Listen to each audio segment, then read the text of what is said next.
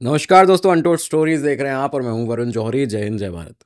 दोस्तों, एक बहुत बड़ा सवाल, $1 मिलियन सवाल बना हुआ है, क्वेश्चन बना हुआ है कि आखिर ये मसूद अजहर जो है वो हर बार मरने के बाद जिंदा कैसे हो जाता है। जिस तरह हर अगले दिन पेट्रोल के प्राइस बढ़ने की खबरें आती हैं, सेम उसी तर्ज पर पाकिस्तान से मसूद के मरने की खबरें आती रहती हैं। लेकिन आखिर इनके पीछे की सच्चाई क्या है? क्या सच में मसूद अजहर मारा जा चुका है, मर चुका है, या फिर ये पाकिस्तान का आईएसआई का एक फेक प्लॉट है?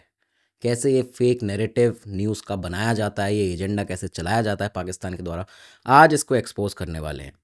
कैसे आईएसआई पाकिस्तान जो है मसूद अजहर जैसे आतंकवादी को आज भी पनाह देकर किस तरह से रखे हुए है, किस तरह आज वो उन्हीं के काबू में नहीं रह पा रहा है, और आखिर कैसे अपने सबसे कीमती एसेट को हर बार पाकिस्तान की आईएसआई बचाती हुई आई है।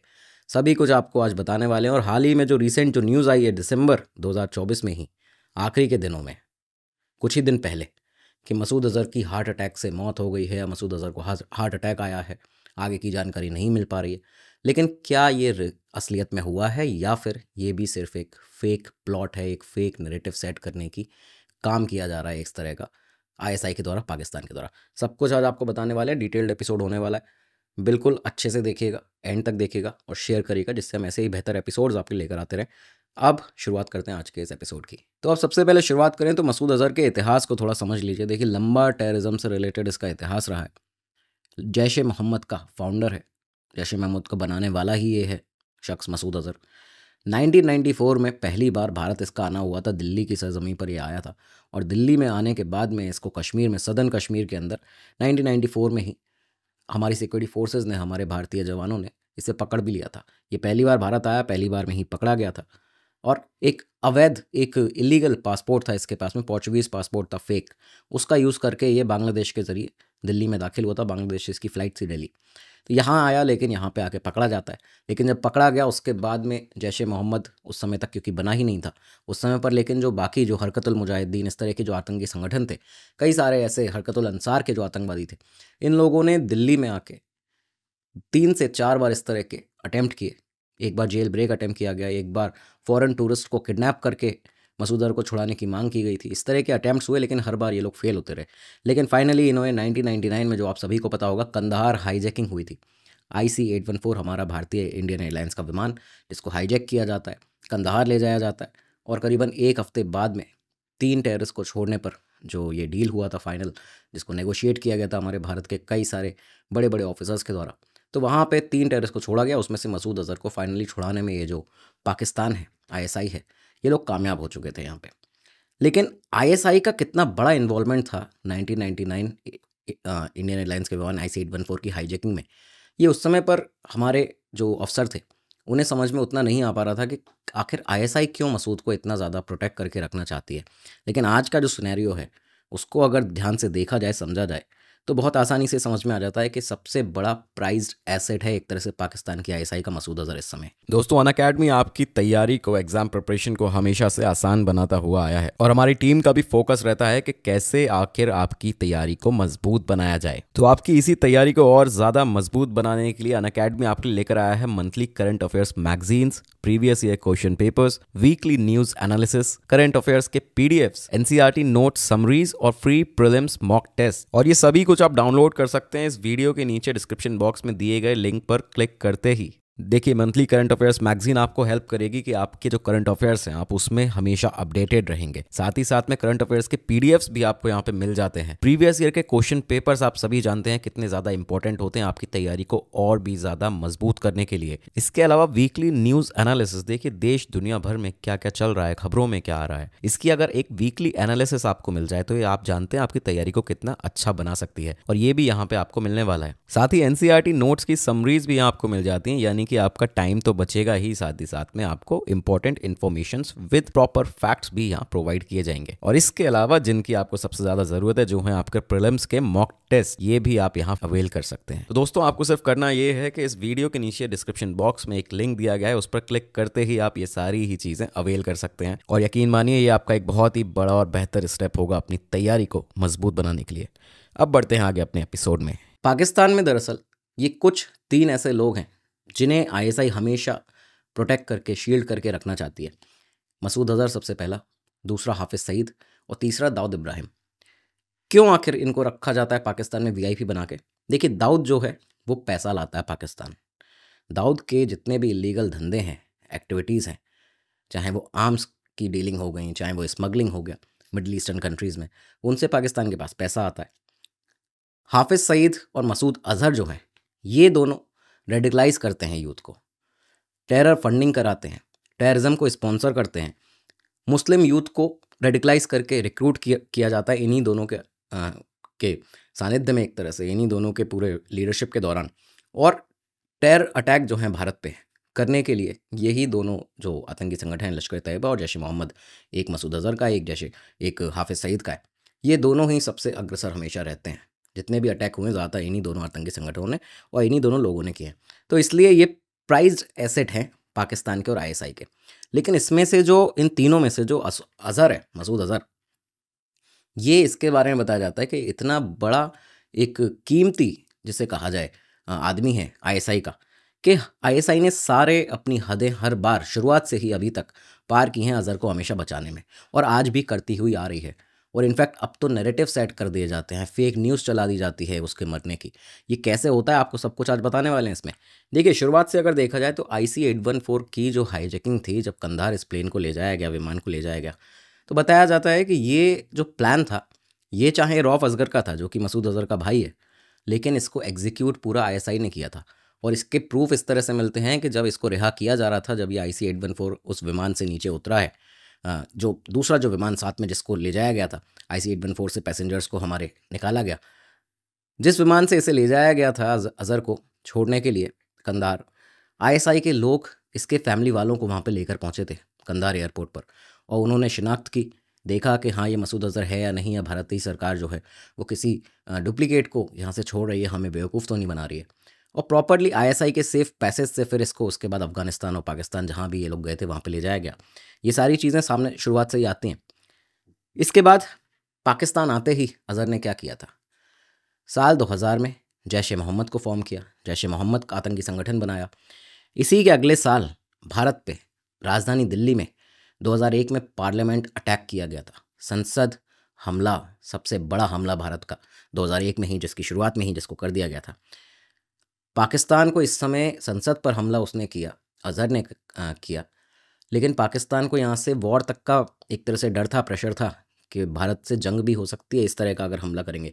स्टिल पाकिस्तान में अज़हर को प्रोटेक्ट करके रखती है आईएसआई यहाँ पे।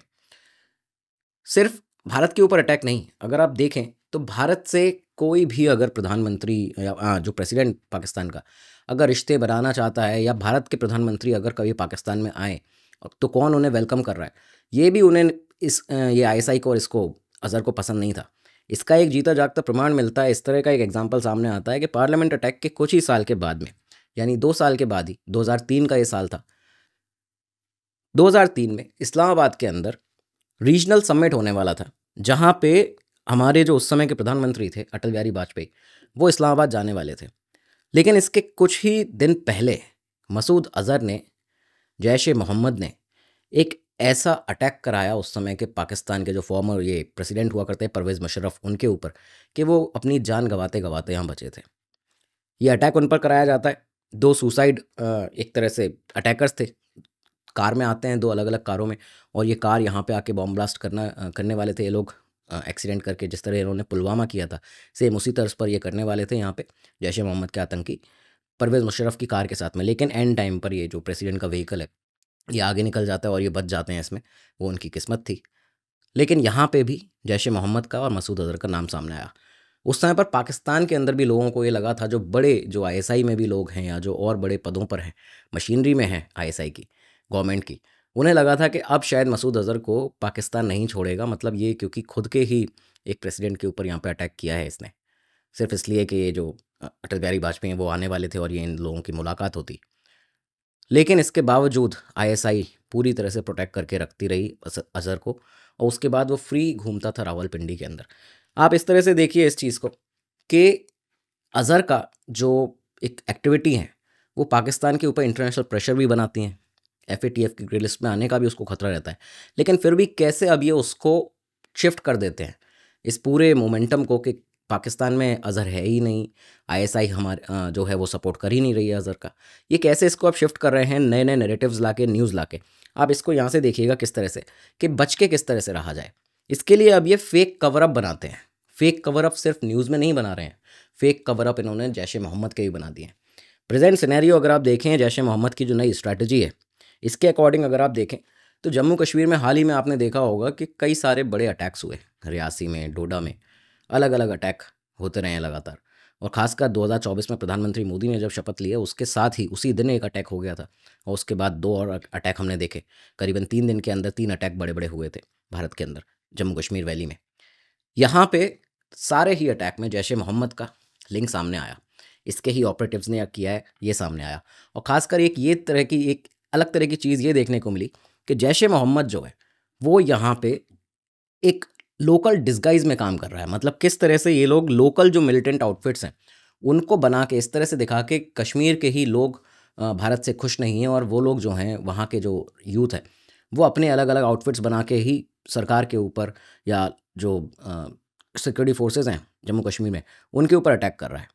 ये इन्होंने किस तरह से दिखाया कि आपने कश्मीर टाइगर्स का नाम सुना होगा। जब ये रियासी का अटैक हुआ था तो the resistance front, Kashmir tiger, लश्कर ए मुस्तफ़ा, इस तरह की ऑर्गेनाइजेशंस का नाम सामने आया।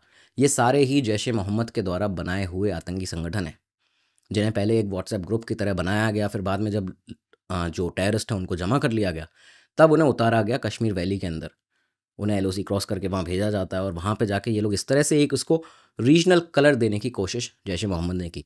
तो एक फेक आउटफिट एक टेरर ऑर्गेनाइजेशन का ये इन्होंने यहाँ पे अपना बनाया। अच्छा, इसके बाद अगर आप देखें कि लोकल फ्लेवर तो इन्होंने ऐड कर ही दिया, और ये क्यों किया गया था इसका साफ साफ जो एक रीज़न था, जो कारण था, वो ये था कि ग्लोबल सैंक्शंस न लग जाएं, एफएटीएफ की ग्रे लिस्ट में दोबारा से पाकिस्तान ना आ जाए। जैश ए मोहम्मद, मसूद अज़हर, हाफिज़ सईद पाकिस्तान से ऑपरेट कर रहे हैं अभी भी, ये दुनिया के सामने ना आने लगे। तो इस तरह से इन्होंने ये किया। लेकिन अब आप एक बार पूरी की पूरी क्रोनोलॉजी को इस तरह से समझिएगा कि कैसे पाकिस्तान मसूद अज़हर को सेफ करने के लिए, सिक्योर करने के लिए, आईएसआई उसे सिक्योर रखने के लिए किस तरह से फेक न्यूज़ का इस्तेमाल ले रही है। किस तरह से ऐसी न्यूज़ को सामने लाया जाता है, खबरों को, कि मसूद अज़हर की तो मौत हो चुकी है, अब जब वो एक शख्स है ही नहीं तो फिर वो कैसे कोई टेरर अटैक करेगा पाकिस्तान की धरती पे, तो अब वो बचा ही नहीं है। लेकिन ये कैसे एक फेक नैरेटिव सेट किए जाते हैं, ये अब हम आपको बताते हैं। तो सबसे पहले देखिए कि साल 2019 पुलवामा का हमला हुआ था। हमारे सीआरपीएफ के जवानों के ऊपर इन्होंने छुपकर हमला किया, हमारे जवान वीरगति को प्राप्त हुए। ये जो हमला था ये जैश ए मोहम्मद ने कराया था, मसूद अज़हर ने कराया था। लेकिन इसके बाद ही पाकिस्तान ने, आईएसआई ने, उनकी पूरी मशीनरी इस काम में लग गई कि एक फेक न्यूज़, एक मिस इन्फॉर्मेशन स्प्रेड की जाती है वर्ल्ड वाइड, वेस्टर्न मीडिया के साथ भी, पाकिस्तान के मीडिया आउटलेट्स के द्वारा, कई हैंडल्स के द्वारा निकाली गई। ये इस तरह की इन्फॉर्मेशन थी कि मसूद अज़हर तो मारा जा चुका है, वो मर गया है। वो इसके बाद ये 2 बार किया गया। जब बालाकोट एयर स्ट्राइक की गई थी उस समय पर भी ये किया गया था। सेम इसी तरह की खबर सामने आई थी कि जो बालाकोट एयर स्ट्राइक हुई है और जो सर्जिकल स्ट्राइक भी हुई है भारत की तरफ से, इसमें तो पाकिस्तान में मसूद अज़हर जो था वो उस समय पे ही मारा जा चुका है, क्योंकि तब वो जब ये स्ट्राइक हुई तो उस घर में वो बेड पर पड़ा हुआ था। इस तरह की खबरें सामने आई। ये सारी चीज़ें जो थीं ये वेस्टर्न मीडिया से पूरे दुनिया भर में चलती रहीं, जिससे पाकिस्तान के ऊपर प्रेशर डेवलप ना हो। लेकिन फैक्ट ये था कि इसी के बाद 2019 के बाद ही एक बार फिर अज़हर को देखा जाता है रावलपिंडी के अंदर। मसूद अज़हर को देखा गया रावलपिंडी में, जहाँ पे वो पाकिस्तान आर्मी और आईएसआई के सेफ पैसेज से निकल रहा था। सेफ पैसेज से पाकिस्तान आर्मी, आईएसआई उसको पूरा कवर अप दे के वहाँ से उसके साथ हमेशा रहती है, उसके घर के बाहर भी उनका पहरा रहता था।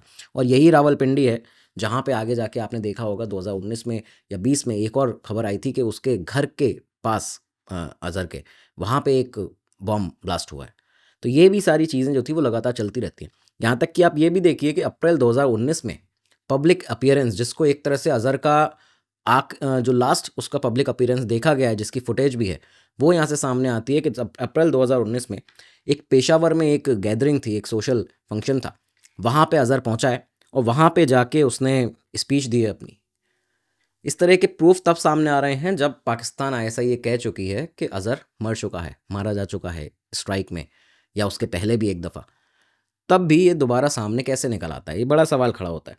खैर, ये जो सारी चीज़ें हैं ये क्यों की जाती हैं पाकिस्तान के द्वारा, इसको समझिए। पाकिस्तान की इंटरनेशनल स्टैंडिंग को आपको समझना ज़रूरी है। देखिए, 2022 अक्टूबर था, उसमें पाकिस्तान को FATF की ग्रे लिस्ट से हटाया जाता है, रिमूव किया जाता है। क्यों रिमूव किया गया था? क्योंकि इसी तरह की खबरें चला कर पाकिस्तान ने ये दिखा कर के हमारे जो यहाँ से अब ऑपरेट करते हैं जैसे मोहम्मद लश्कर-ए-तैयबा जैसे आतंकी संगठन, ये तो अब एक्टिव ही नहीं है। जबकि सच क्या था कि इन्होंने अपने अलग-अलग टेरर आउटफिट्स बना लिए थे, फेक टेरर आउटफिट्स, ये कश्मीर टाइगर्स के नाम से, लश्कर-ए-मुस्तफ़ा के नाम से, द रेजिस्टेंस फ्रंट TRF के नाम से। और ये लोग अटैक जब कर रहे थे तो यहाँ जैश-ए-मोहम्मद और लश्कर-ए-तैयबा का डायरेक्टली इन्वॉल्वमेंट दिखता नहीं था। इसकी वजह से यहाँ से पाकिस्तान को FATF की ग्रे लिस्ट से हटाया जाता है। और इसके बाद पाकिस्तान ने क्या किया, IMF के साथ में, इंटरनेशनल मॉनिटरी फंड के साथ में, IMF के साथ $7 बिलियन का एग्रीमेंट किया। ये एक ऐसा एग्रीमेंट जिसको 37 मंथ के लोन प्रोग्राम के तहत यहाँ पे किया गया था, जिससे कि पाकिस्तान अपनी जो स्ट्रगल कर रहा है वो अपनी इकोनॉमी क्राइसिस से, उससे रेस्क्यू हो सके, पाकिस्तान उससे बाहर निकल सके, निजात पा सके। लेकिन ये जब किया गया पाकिस्तान के द्वारा IMF के साथ में डीलिंग, निकलते ही FATF की ग्रे लिस्ट से, इसके साथ आप अगर देखें तो एक और खबर सामने आई थी कि पाकिस्तान में मसूद अज़हर है ही नहीं, वो तो अफ़गानिस्तान पहुंच चुका है और वो अफ़गानिस्तान से ही ऑपरेट करता है, खोस्ट प्रोविंस से अफ़गानिस्तान के। एक ये खबर सामने आई। इसके अलावा एक और सामने खबर इन्होंने दे दी थी इसी पॉइंट पर 2022 में ही, जब आप अगर सर्च करेंगे आपको मिल जाएगा कि मसूद अज़हर डेड, उसे हार्ट अटैक आया है, बॉम्ब ब्लास्ट हुआ है, उसमें मारा गया, किसी शूटर ने आके मार दिया। इस तरह की खबरें लगातार 22 में भी सामने आती रही थी। अब दो तरह की चीज़ें यहाँ पे चल रही हैं, एक अफ़गानिस्तान में है, एक मारा जा चुका है। यानी पाकिस्तान ने पूरी तरह अपना जो पल्ला है वो झाड़ लिया है इससे, मसूद अज़हर से, ये यहाँ दिखाया गया। लेकिन अब आप देखिए कि जैश-ए-मोहम्मद का जो चीफ मसूद अज़हर, ये इस समय की ही रिपोर्ट एक सामने आती है जब ये बताया जाता है कि वो सुसाइड मिशंस को एंडोर्स कर रहा था। इसी बीच में ये ऐसे सामने आया कि कुछ क्लिप्स जो थी वो पाकिस्तान के ही कुछ अलग-अलग हैंडल्स थे जहाँ से वायरल होती हैं। और इस तरह की ये क्लिप थी जिसमें अज़हर को देखा जा रहा है एक गैदरिंग में, एक शादी चल रही है, समारोह चल रहा है, और वहाँ पे उस गैदरिंग में ये सामने आया कि अज़हर ये कह रहा है कि जो शादियाँ हैं, अगर कोई फ़िदायीन बनना चाहता है, कोई सुसाइड बॉम्बर बनना चाहता है, तो वो शादी कर सकता है। ऐसा ज़रूरी नहीं है कि आप शादी नहीं कर सकते हैं। उसका ये आर्गुमेंट वहाँ पे चल रहा है उस स्पीच में, जहाँ पे वो कह रहा है कि मेरे पास कई सारे ऐसे कॉमरेड्स हैं जो आते हैं और कहते हैं, उनके मैसेजेस मुझे मिलते हैं कि हम फ़िदायीन बनना चाहते हैं, लेकिन हमारे जो घर वाले हैं वो हमारी शादी कराने के लिए लगे हुए हैं। तो क्या शादी करने के बाद भी फ़िदायीन, आप कोई फ़िदायीन बन सकते हैं, आप सुसाइड बॉम्बर बन सकते हैं? उस पे हाफ़िज़ ने क्या कहा आप ये सुनिए। हाफ़िज़ कहता है कि निकाह used to be so easy. On one side there used to be a war and on other side there was निकाह। मतलब एक समय ऐसा था जब निकाह हर एक फ़िदायीन करता था। आप एक दिन, एक जैसे एक जगह आपकी जंग चल रही है, दूसरी जगह आप अगर निकाह कर लेते हैं, तो उसके बाद जब आप आपकी फर्स्ट नाइट से वापस आते हैं, जब आप गुस्ल से वापस आते हैं यहाँ से, तो इसके बाद आप सीधा शहादत को हासिल कर सकते हैं। शादी ज़रूर करिए। उसका ये कहना है, वो किस तरह से भड़काता है, जो हमेशा मसूद अज़हर किस लिए जाना जाता है? अपनी फायरी स्पीचेस के लिए, उसके भड़काऊ भाषणबाजी के लिए। वरना जब ये ट्रेनिंग कैंप में गया था, जब इसने शुरुआत की टेररिज्म की, आपको एक कहानी बताएंगे इसकी पूरी, इसके इतिहास से जुड़ी हुई, इसकी पूरी बचपन से जो कहानी है। जब ये गया था तो इसको जो 4 महीने का ट्रेनिंग होती थी टेररिस्ट की, उसके पहले हफ्ते में ही बाहर कर दिया था इसके मोटापे की वजह से, क्योंकि ये फिट ही नहीं था उतना कि वहाँ पे ये ट्रेनिंग उस तरह की कर पाए जो ये आतंकवादी बनने गया था। तो खैर, सिर्फ अपनी फायरी स्पीचेस की वजह से यहाँ तक मसूद अज़हर पहुँचा, और इसी तरह की चीज़ें वो अभी भी करता आ रहा है। तो उसने ये भी कहा यहाँ पे इस स्पीच में अपनी, जो इसकी वायरल हुई थी और वहाँ पे वो जो क्लिप्स थे वो निकले थे, तो पाकिस्तान एक बार फिर से उसकी, पाकिस्तान की डुप्लीकेसी जो थी वो एक्सपोज हो गई थी दुनिया भर के सामने, कि एक तरफ आप कह रहे हैं कि वो अफ़गानिस्तान में है, मारा जा चुका है, मर चुका है, दूसरी तरफ उसकी वीडियो क्लिप सामने आ जाती है। उसने यहाँ पे ये भी कहा कि पहले इस तरह की चीज़ें होती थी कि जब आप एक तरफ शादी करते हैं, दूसरी तरफ जाके फ़िदायीन वर्क करते हैं, अगले ही दिन, शादी से 2-3 दिन के बाद में ही आप सुसाइड बॉम्बर बन के अपने आप को शहादत के लिए दे देते हैं, सौंप देते हैं।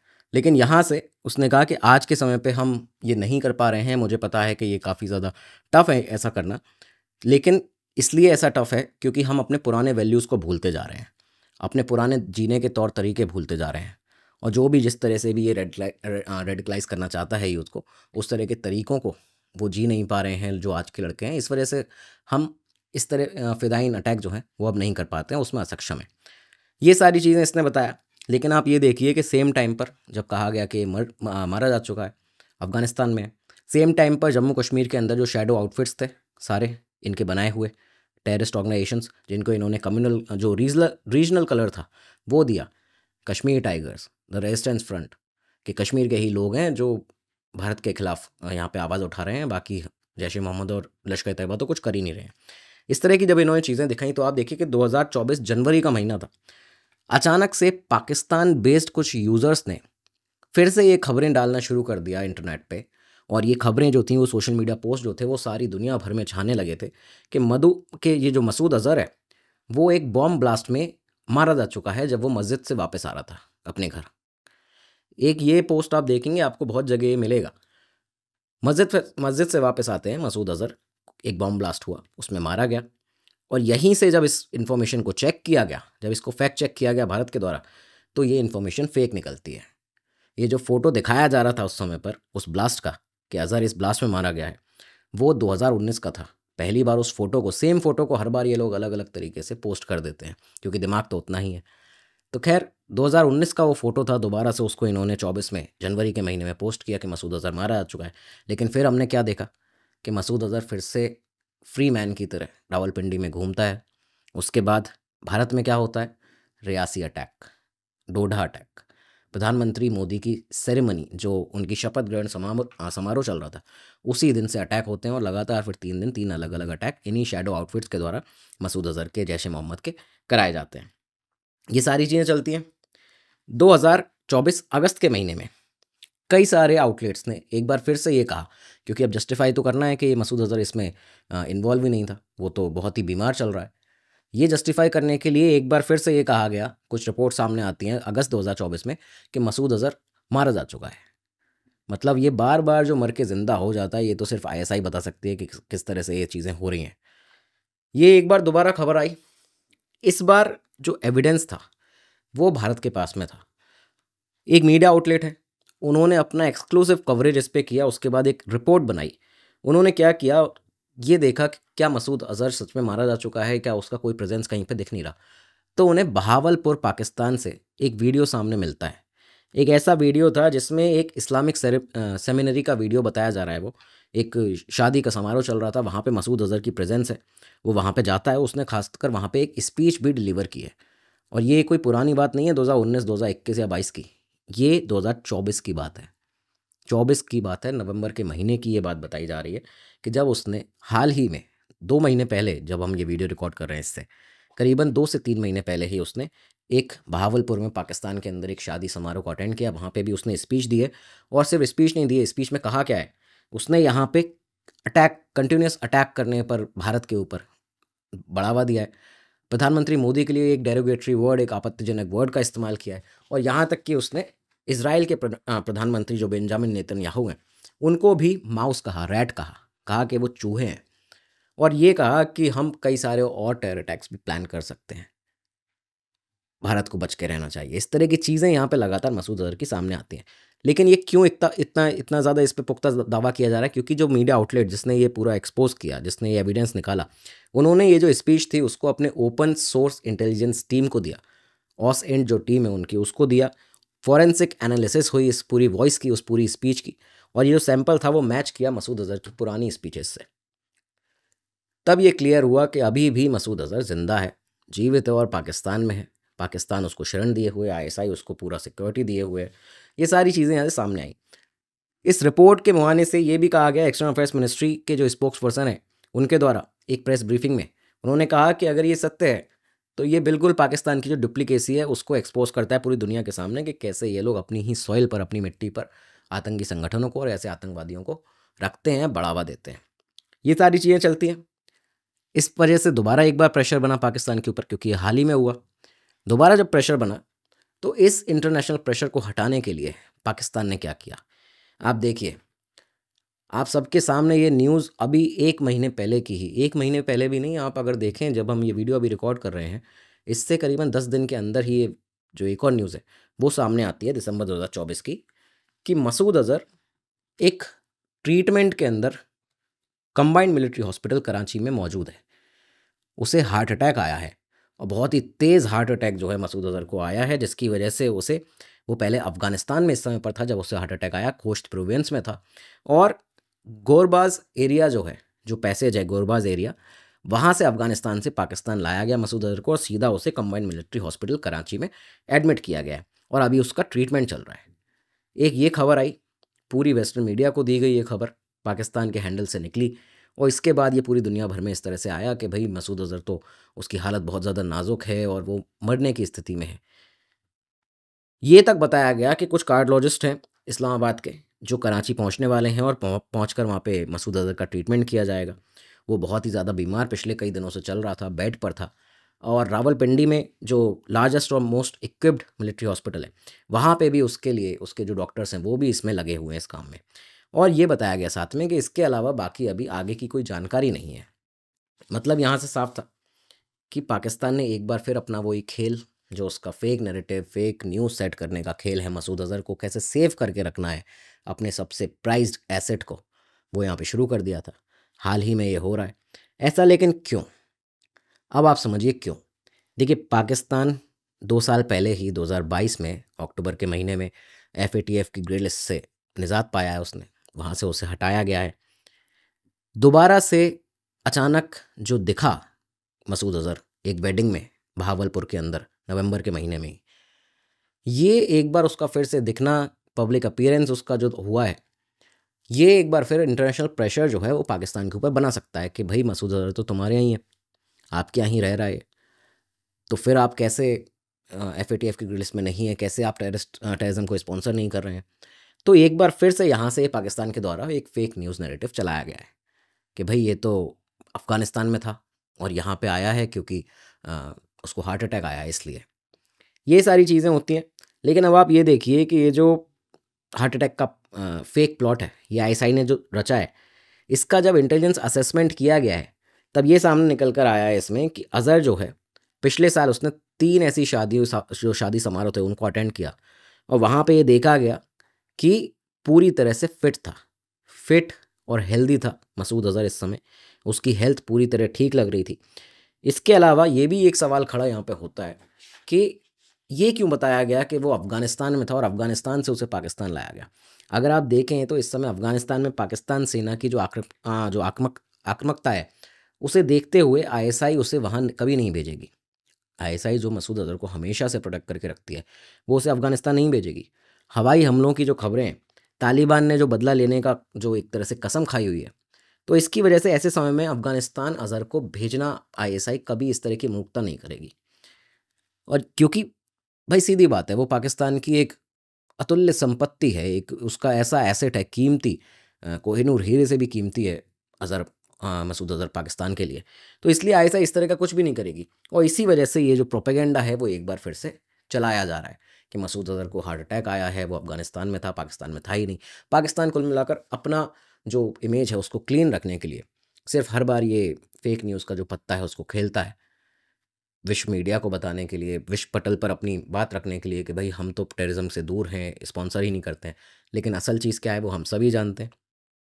मसूद अज़हर जैसा शख्स जिसने भारत के ऊपर कई सारे अटैक किए, रिसेंट में भी काफ़ी सारे अटैक किए, US, यूनाइटेड नेशंस सभी ने उसे डेजिग्नेटेड टेररिस्ट घोषित किया है, लेकिन ऐसा शख्स पाकिस्तान की मिट्टी पर अभी भी है, रह रहा है और वहाँ से ऑपरेट कर रहा है। तो दोस्तों, ये थी पाकिस्तान के चहेते ISI के एकदम खास मसूद अज़हर की अमर कथा, जिसमें हर बार मरने के बाद वो जीवित हो जाता है। इस तरह की खबरें आती हैं और पाकिस्तान का सिस्टम एक तो क्या है कि उतना ही सोच सकते हैं, उसी तरह उतना ही ऑपरेट कर सकते हैं, उतना ही दिमाग लगा सकते हैं, तो वो उसी एक चीज़ को यहाँ से वहाँ घुमाते रहते हैं कि पहले वो मर गया है, फिर वो ज़िंदा हो गया, कहीं पे किसी सेरेमनी में, किसी शादी के फंक्शन में दिख गया, तो वहाँ पे तो नहीं, ये बहुत बीमार चल रहा है। मरने के बाद में वो फिर से बीमार हो जाता है और फिर बीमार होने के बाद फिर से मरण स्थिति में आ जाता है। तो ये सारी चीज़ें हैं जो पाकिस्तान की लगातार चल रही हैं और जैसा कि हमने शुरुआत में भी कहा कि जितना हर अगले दिन पेट्रोल के दाम चाहे 2 रुपए बढ़े, चाहे 5 रुपए बढ़े, चाहे 10 रुपए बढ़े, इस तरह की खबरें जो हर अगले दिन एक अपडेट आता है ना, उस तरह से ही पाकिस्तान की तरफ से ये मसूद अज़हर के मरने की खबरें आती हैं। लेकिन आज भी अभी भी ये क्लियर नहीं है कि ये जो हार्ट अटैक उसको आया है, ये खबर सही है या नहीं। और ऐसा लगता है कि वो शेर की कहानी जैसा ना हो जाए कि जिस दिन ख़त्म भी हो जाएगा, मर भी जाएगा, तब भी कोई यकीन नहीं करेगा। तो खैर, ये था आज का एपिसोड। कैसा लगा आपको ज़रूर बताइएगा, कमेंट सेक्शन आपके लिए है। कोई भी और इन्फॉर्मेशन हो बिल्कुल दीजिएगा। आप मेरे से मेरे सोशल मीडिया हैंडल्स पर भी जुड़ सकते हैं, इंस्टाग्राम, फेसबुक, जहाँ भी आपका मन करे।